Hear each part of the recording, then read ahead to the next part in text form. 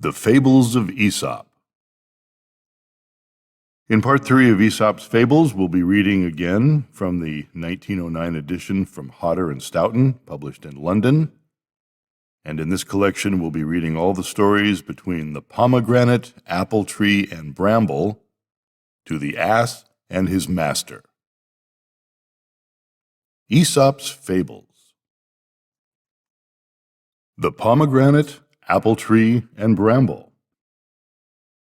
The pomegranate and apple tree disputed as to which was the most beautiful. When their strife was at its height, a bramble from the neighboring hedge lifted up its voice and said in a boastful tone, "Pray, my dear friends, in my presence at least, cease from such vain disputings." The Thief and His Mother. A boy stole a lesson book from one of his schoolfellows and took it home to his mother. She not only abstained from beating him, but encouraged him. He next time stole a cloak and brought it to her, when she yet further commended him. The youth, advanced to man's estate, proceeded to steal things of greater value. At last he was taken in the very act, and having his hands bound behind him, was led away to the place of public execution. His mother followed in the crowd and violently beat her breast in sorrow, whereupon the young man said, "I wish to say something to my mother in her ear." She came close to him, and he quickly seized her ear with his teeth and bit it off. The mother upbraided him as an unnatural child, whereupon he replied, "Ah, if you had beaten me when I first stole and brought to you that lesson book, I should not have come to this, nor have been thus led to a disgraceful death." The Old Man and Death. An old man was employed in cutting wood in the forest and in carrying the faggots into the city for sale one day. Being very weary with his long journey, he sat down by the wayside and, throwing down his load, besought Death to come. Death immediately appeared in answer to his summons and asked for what reason he had been called. The old man replied, "That, lifting up the load, you may place it again upon my shoulders." The Fir Tree and the Bramble. A fir tree said boastingly to the bramble, "You are useful for nothing at all, while I am everywhere used for roofs and houses." The bramble made answer, "You poor creature, if you would only call to mind the axes and saws which are about to hew you down, you would have reason to wish that you had grown up but a bramble and not a fir tree. Better poverty without care than riches with. The Mouse, the Frog, and the Hawk. A mouse who always lived on the land, by an unlucky chance formed an intimate acquaintance with a frog, who had lived for the most part in the water. The frog, one day intent on mischief, bound the foot of the mouse tightly to his own. Thus joined together, the frog first of all led his friend the mouse to the meadow where they were accustomed to find their food. After this, he gradually led him towards the pool in which he lived, until he reached the very brink, when suddenly jumping in, he dragged the mouse in with him. The frog enjoyed the water amazingly and swam croaking about as if he had done a meritorious action. The unhappy mouse was soon suffocated with the water, and his dead body floated about on the surface, tied to the foot of the frog. A hawk observed it, and pouncing upon it with his talons, carried it up aloft. The frog, being still fastened to the leg of the mouse, was also carried off a prisoner, and was eaten by the hawk. Harm hatch, harm catch. The Aethiop. The purchaser of a black servant was persuaded that the color of his skin arose from dirt contracted through the neglect of his former masters. On bringing him home, he resorted to every means of cleaning and subjected him to incessant scrubbings. He caught a severe cold, but he never changed his color or complexion. What's bred in the bone will stick to the flesh. The Fisherman and His Nets. A fisherman, engaged in his calling, made a very successful cast and captured a great haul of fish. He managed by a skillful handling of his net to retain all the large fish and to draw them to the shore. But he could not prevent the smaller fish from falling back through the meshes of the net into the sea. The Wolf and the Sheep. A wolf, sorely wounded and bitten by dogs, lay sick and maimed in his lair. Being in want of food, he called to a sheep who was passing and asked him to fetch some water from a stream flowing close beside him. "For," he said, "if you will bring me a drink, I will find means to provide myself with meat." "Yes," said the sheep, "if I should bring you the draught, you would doubtlessly make me provide the meat also." Hypocritical speeches are easily seen through. The Man Bitten by a Dog. A man who had been bitten by a dog went about in quest of someone who might heal him. A friend meeting him and learning what he wanted said, "If you would be cured, take a piece of bread and dip it in the blood from your wound, and go and give it to the dog that bit you." The man who had been bitten laughed at this advice and said, "Why, if I should do so, it would be as if I should pray every dog in the town to bite me." Benefits bestowed upon the evil disposed increase their means of injuring you. The Huntsman and the Fisherman. A huntsman, returning with his dogs from the field, fell in by chance with a fisherman, bringing home a basket well laden with fish. The huntsman wished to have the fish, and their owner experienced an equal longing for the contents of the game bag. They quickly agreed to exchange the produce of their day's sport. Each was so well pleased with his bargain that they made for some time the same exchange day after day. A neighbor said to them, "If you go on this way, you will soon destroy, by frequent use, the pleasure of your exchange, and each will again wish to retain the fruits of his own sport." Abstain and enjoy. The Fox and the Crow. A crow, having stolen a bit of flesh, perched in a tree and held it in her beak. A fox, seeing her, longed to possess himself of the flesh, and by a wily stratagem succeeded. "How handsome is the crow!" he exclaimed, "in the beauty of her shape and in the fairness of her complexion. Oh, if her voice were only equal to her beauty, she would deservedly be considered the queen of birds."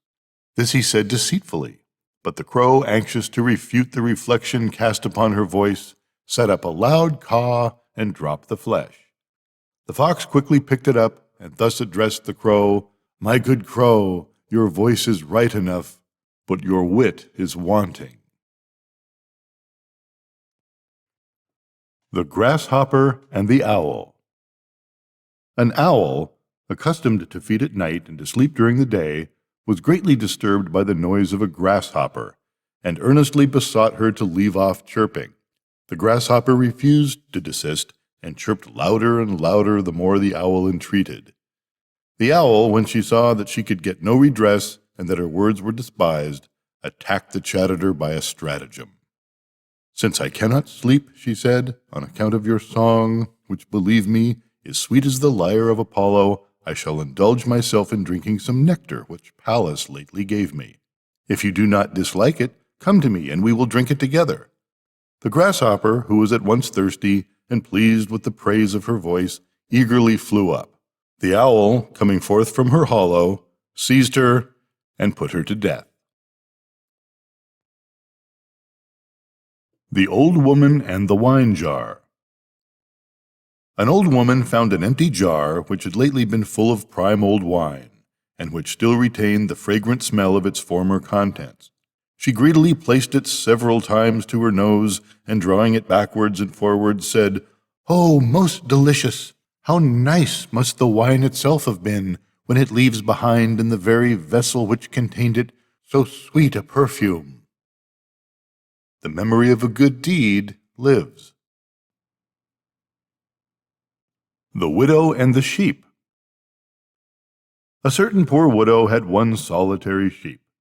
At shearing time, wishing to take his fleece and to avoid expense, she sheared him herself, but used the shears so unskillfully that with the fleece she sheared the flesh. The sheep, writhing in pain, said, "Why do you hurt me, mistress? What weight on my blood can add to the wool? If you want my flesh, there is the butcher who will kill me in a trice. But if you want my fleece and wool, there is the shearer who will shear and not hurt me. The least outlay is not always the greatest gain. The Wild Ass and the Lion. A wild ass and a lion entered into an alliance that they might capture the beasts of the forest with the greater ease.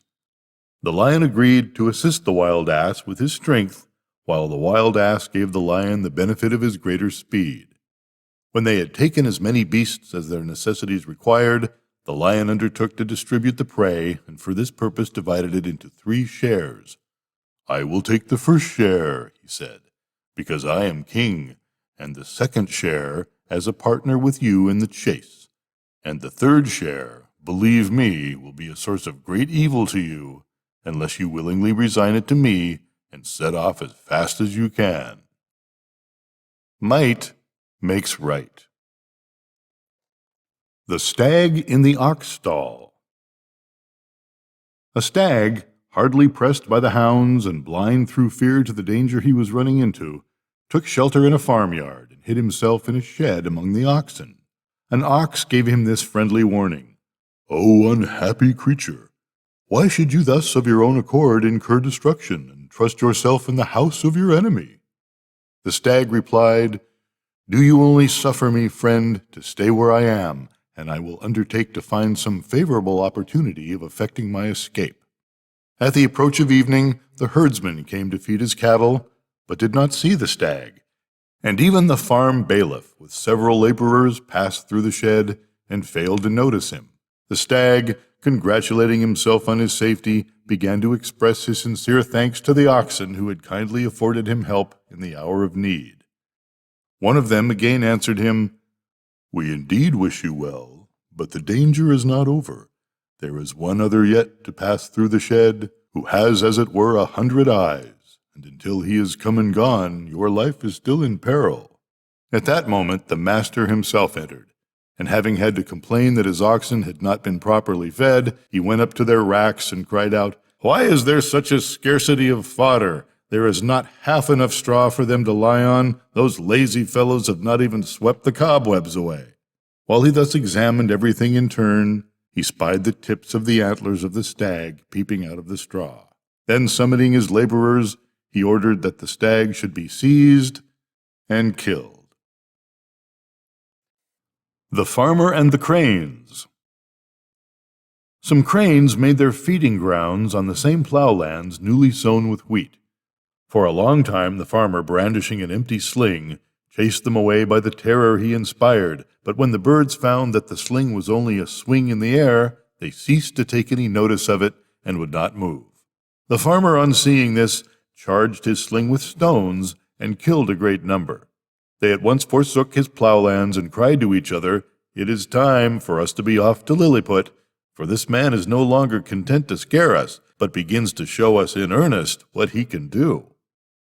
If words suffice not, blows must follow. The Playful Ass. An ass climbed up to the roof of a building, and frisking about there broke in the tiling. The owner went up after him and quickly drove him down, beating him severely with a thick wooden cudgel.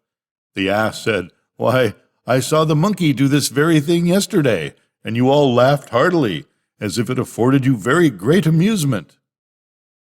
Those who do not know their right place must be taught it. The Sick Kite. A kite, sick unto death, said to his mother, "O mother, do not mourn, but at once invoke the gods that my life may be prolonged."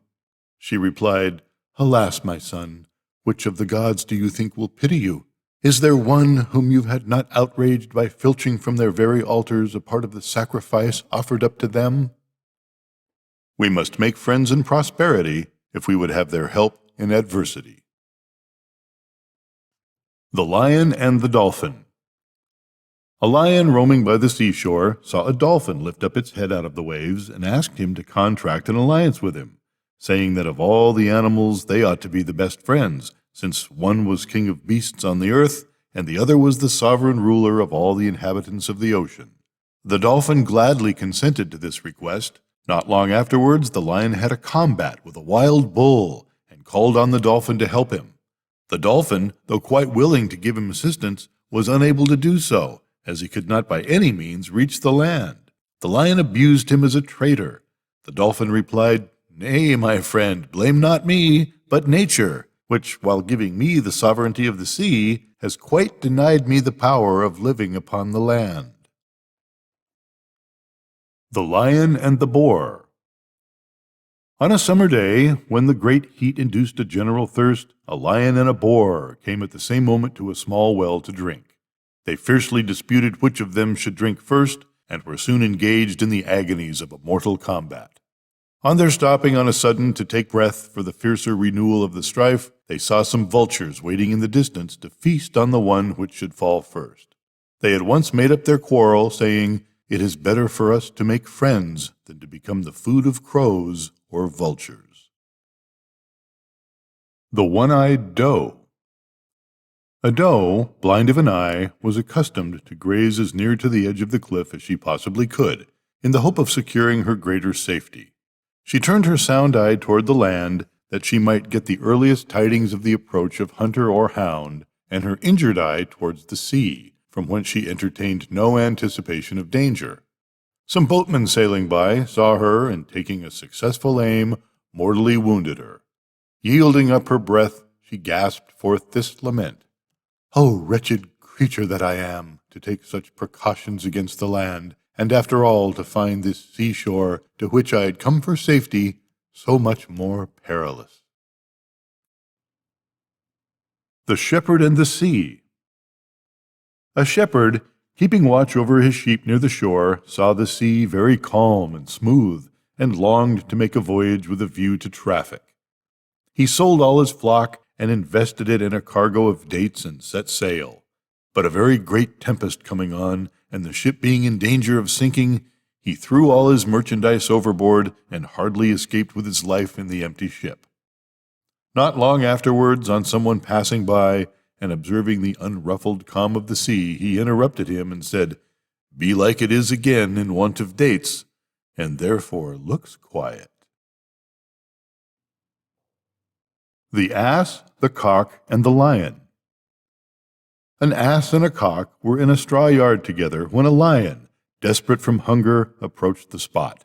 He was about to spring upon the ass when the cock, to the sound of whose voice the lion, it is said, has a singular aversion, crowed loudly, and the lion fled away as fast as he could.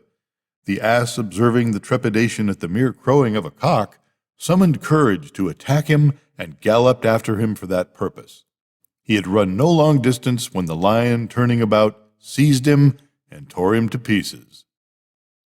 False confidence often leads into danger.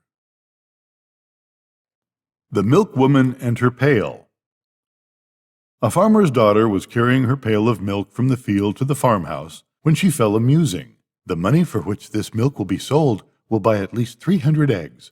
The eggs, allowing for all mishaps, will produce 250 chickens. The chickens will become ready for the market when poultry will fetch the highest price, so that by the end of the year I shall have money enough from the perquisites that will fall to my share to buy a new gown. In this dress I will go to the Christmas junketings, when all the young fellows will propose to me, but I will toss my head and refuse them every one." At this moment she tossed her head in unison with her thoughts. When she fell down, the milk pail fell to the ground, and all her imaginary schemes perished in a moment. The Mice in Council. The mice summoned a council to decide how they might best devise means for obtaining notice of the approach of their great enemy, the cat. Among the many plans devised, the one that found most favor was the proposal to tie a bell to the neck of the cat, that the mice, being warned by the sound of the tinkling, might run away and hide in their holes at his approach. But when the mice further debated who among them should thus bell the cat, there was no one found to do it. The Wolf and the House Dog. A wolf, meeting with a big well-fed mastiff having a wooden collar about his neck, inquired of him who it was that fed him so well, and yet compelled him to drag that heavy log about wherever he went? "The master," he replied. Then said the wolf, "May no friend of mine ever be in such a plight, for the weight of this chain is enough to spoil the appetite." The rivers and the sea. The rivers joined together to complain to the sea, saying, "Why is it that when we flow into your tides, so potable and sweet, you work into us such a change and make us salt and unfit to drink?" The sea, perceiving that they intended to throw the blame on him, said, "Pray cease to flow into me, and then you will not be made briny." Some find fault with those things by which they are chiefly benefited. The wild boar and the fox. A wild boar stood under a tree and rubbed his tusks against the trunk. A fox passing by asked him why he thus sharpened his teeth when there was no danger threatening from either huntsman or hound. He replied, "I do it advisedly, for it would never do to have to sharpen my weapons just at the time I ought to be using them. To be prepared for war is the best guarantee of peace." The Three Tradesmen. A great city was besieged, and its inhabitants were called together to consider the best means of protecting it from the enemy. A bricklayer present earnestly recommended bricks, as affording the best materials for an effectual resistance. A carpenter with equal energy proposed timber, as providing a preferable method of defense. Upon which a courier stood up and said, "Sirs, I differ from you altogether. There is no material for resistance equal to a covering of hides, and nothing so good as leather. Every man for himself." The ass carrying the image. An ass once carried through the streets of a city a famous wooden image to be placed in one of its temples. The crowd as he passed along made lowly prostration before the image. The ass, thinking that they bowed their heads in token of respect for himself, bristled up with pride and gave himself airs and refused to move another step. The driver, seeing him thus stop, laid his whip lustily about his shoulders and said, "Oh, you perverse dullhead, it is not yet come to this, that men pay worship to an ass. They are not wise who take to themselves the credit due to others." The Lion and the Three Bulls. 3 bulls for a long time pastured together. A lion lay in ambush in the hope of making them his prey, but was afraid to attack them whilst they kept together. Having at last, by guileful speeches, succeeded in separating them, he attacked them without fear, as they fed alone, and feasted on them one by one at his own leisure. Union is strength. The Two Travelers and the Axe. 2 men were journeying together in each other's company. One of them picked up an axe that lay upon the path and said, "I have found an axe." "Nay, my friend," replied the other, "do not say I, but say we have found an axe." They had not gone far before they saw the owner of the axe pursuing them, when he who had picked up the axe said, "We are undone." "Nay," replied the other, "keep to your first mode of speech, my friend. That which you thought right then, think right now. Say I, not we, are undone." He who shares the danger ought to share the prize. The Eagle and the Arrow. An eagle sat on a lofty rock watching the movements of a hare, whom he sought to make his prey. An archer who saw him from a place of concealment took an accurate aim and wounded him mortally. The eagle gave one look at the arrow that had entered his heart, and saw in that single glance that its feathers had been furnished by himself. "It is a double grief to me," he exclaimed, "that I should perish by an arrow feathered from my own wings." A consciousness of misfortunes arising from a man's own misconduct aggravates their bitterness. The Old Hound. A hound who in the days of his youth and strength had never yielded to any beast of the forest encountered in his old age a boar in the chase. He seized him boldly by the ear, but could not retain his hold because of the decay of his teeth, so that the boar escaped. His master, quickly coming up, was very much disappointed and fiercely abused the dog.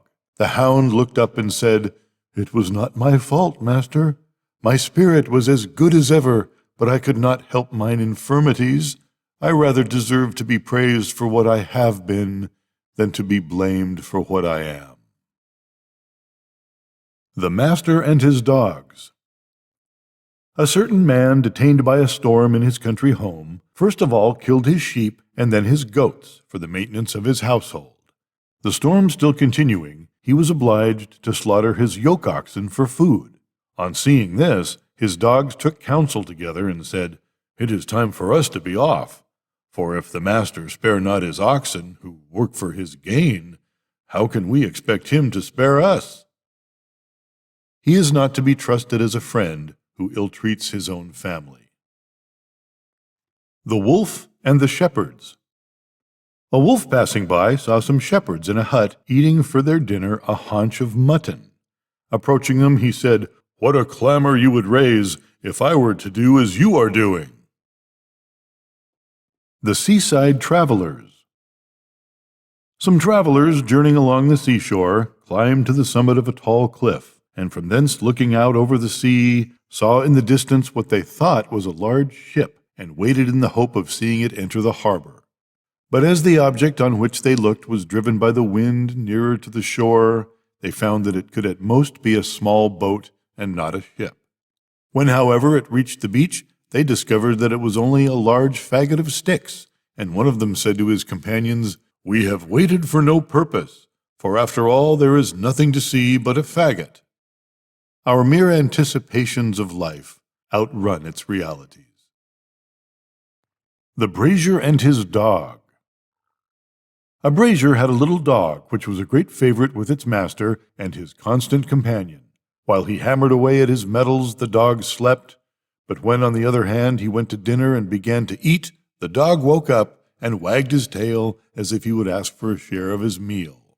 His master one day, pretending to be angry and shaking his stick at him, said, "You wretched little sluggard! What shall I do to you? While I am hammering on the anvil, you sleep on the mat, and when I begin to eat after my toil, you wake up and wag your tail for food.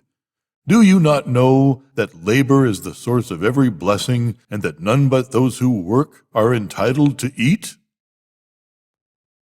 The Ass and His Shadow. A traveler hired an ass to convey him to a distant place. The day being intensely hot and the sun shining in its strength, the traveler stopped to rest and sought shelter from the heat under the shadow of the ass. As this afforded only protection for one, and as the traveler and the owner of the ass both claimed it, a violent dispute arose between them as to which of them had the right to it. The owner maintained that he had let the ass only and not his shadow. The traveler asserted that he had, with the hire of the ass, hired his shadow also. The quarrel proceeded from words to blows, and while the men fought, the ass galloped off.